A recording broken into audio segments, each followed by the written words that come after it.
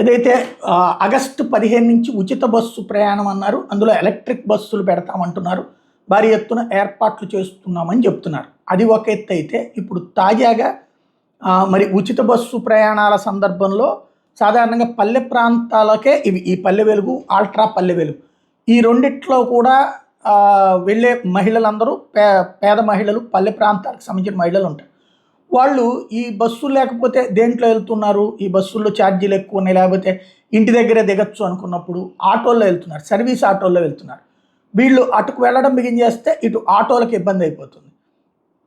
ఈ నేపథ్యంలో ఉచిత బస్సు ప్రయాణ పథకం ప్రారంభం కానున్న నేపథ్యంలో ఆటో డ్రైవర్లకి నష్టం కలగకుండా వాహనమిత్ర తరహాలో ఆటో డ్రైవర్లకి ఆగస్టు 15 సరికొత్త పథకం ఏదో ప్రకటిస్తారట. వాస్తవంగా అంతకుముందు ఏంటంటే దీంట్లో వచ్చినటువంటిది ఒక 10,000 రూపాయలు ఇదివరకు జగన్ ఇచ్చేవాడు వాహనమిత్ర కింద, అది 20,000 ఇస్తామని ప్రకటించారు.